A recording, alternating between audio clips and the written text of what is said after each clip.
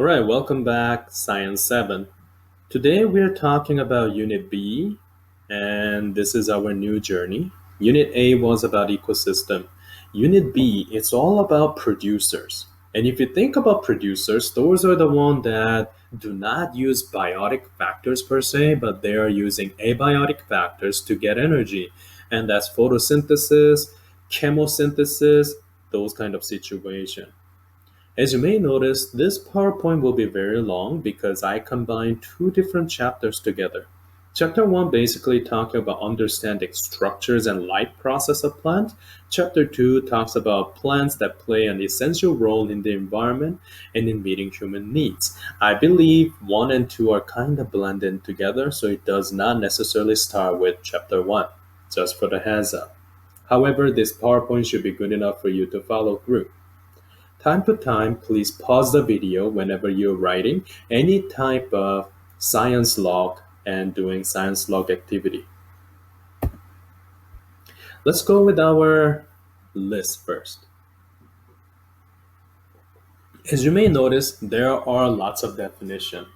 Although the first lesson we're not going to go with the structure of plants because chapter 1 talk about structure of plants, you may notice there are many different type of structure or parts of the plants that you need to know.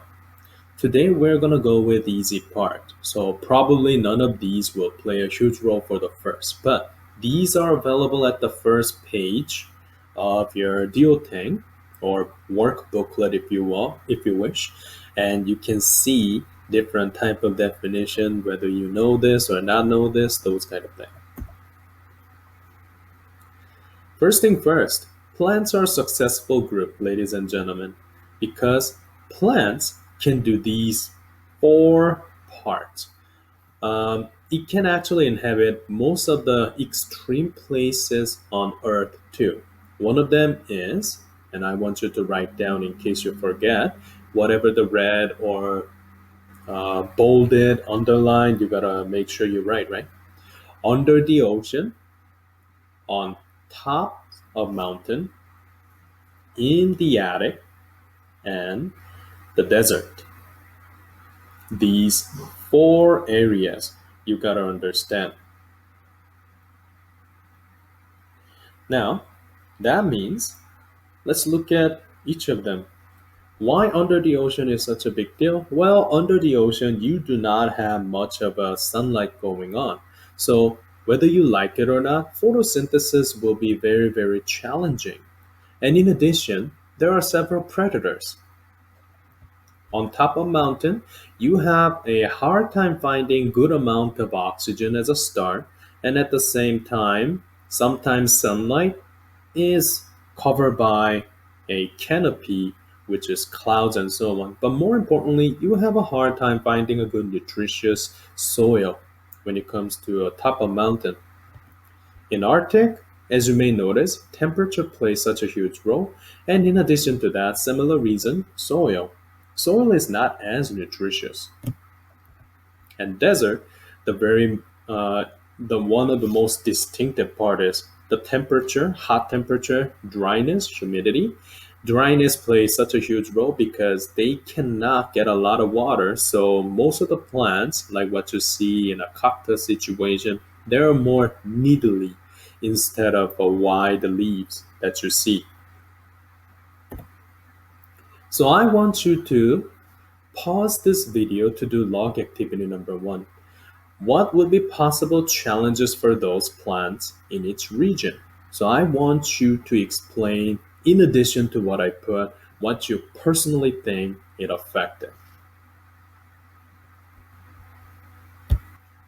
Now, if you finish the log activity number 1, I want you to share some of those with the instructor. Please pause this video for that moment.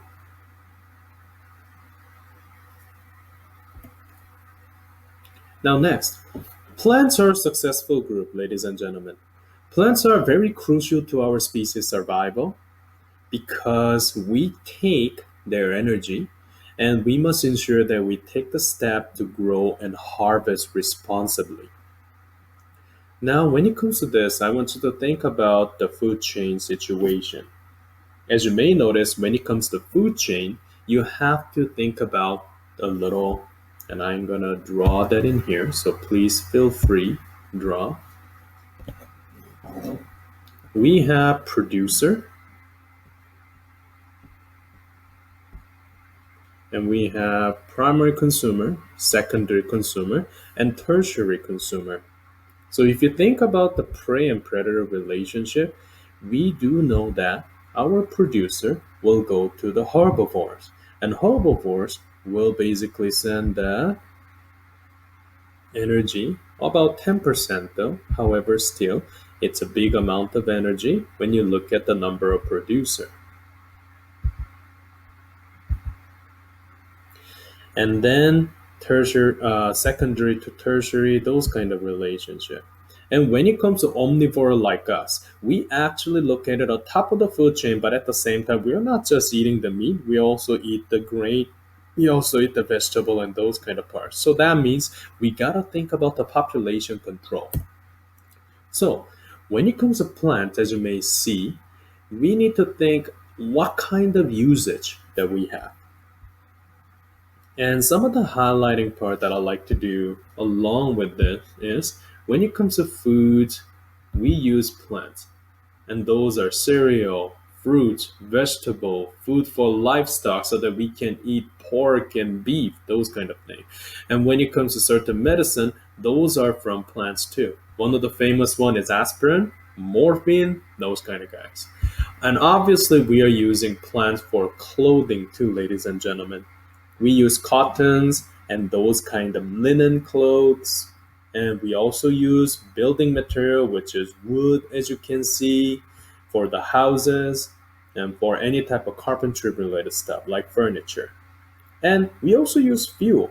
There is a biodegradable fuel, and wood is really good source for any type of fire power station that involve, not necessarily fossil fuel. So I want you to look at log activity number 2. We use plants literally every day. Maybe in the morning you eat some fruit, play soccer on grass, and sometimes you just like gardening. So for any of an activity that you can think of related to plants, I want you to write name at least one plant that you can be used to make item. So what I mean by that is, for example, I want you to think about bamboo, and then that used to be used as one of the old paper, something like that. I want you to look at these. There are some example: pencil, paper, perfume, lotion, baseball bat, bread, table, t-shirts, rope, dog food, house, medicine.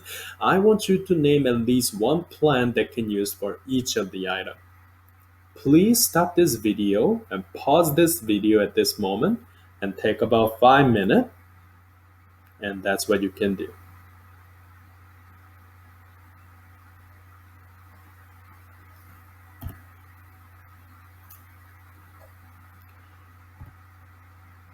And once you finish those activity, instructors, please pause this video, and then I want you to share some of the idea that students brought, and then I want you to write down on a whiteboard or smartboard, something like that, for about 3 minutes. All right, once you finish the science log activity number 2, I want you to go to the next section. We're going to review a little bit of why plants are useful for animal, and one of the main reasons, ladies and gentlemen, is because of the production of most important gas that any living creature need, oxygen. Photosynthesis done by any type of land plants are the reason why we are basically breathing at this moment. Oxygen, ladies and gentlemen, is required for any type of respiration.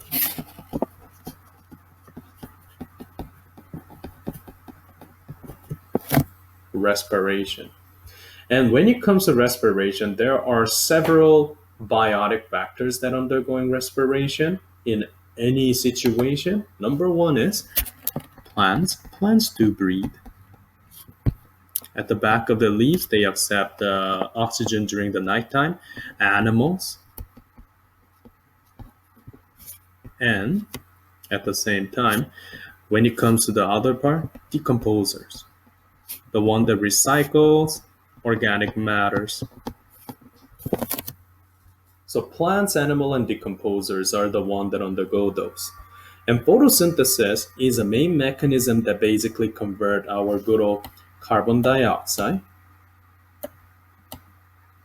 into oxygen. The ratio of that was, if you guys recall, 6 oxygen and 6 carbon dioxide. Although we talked about this plant structure before, but I want you to write down as a good review. First of all, there are 3 chemicals involved in photosynthesis. One is known as glucose, and that's what plants produces. The other 2 are carbon dioxide and oxygen. Number 1, plant draws up water and mineral. And the place that is happening is basically its root. It actually draws water and minerals. Water through the process called osmosis, which we're going to see later, and minerals through diffusion. When it comes to the other part, above the ground, what happened is basically leaves take in carbon dioxide and releases oxygen. And again, this is online part, so if I go a little fast, please pause this video whenever you can. So leaves take in carbon dioxide and releases oxygen. And through this exchange of the gas process, they can actually convert carbon dioxide and water and then make it into glucose, and it produces oxygen above the ground level. And the one another necessary part is a little kicker. Solar energy converts into chemical energy. And when I talk about chemical energy, ladies and gentlemen, I am specifically talking about our simplest form of sugar, which is known as glucose down there.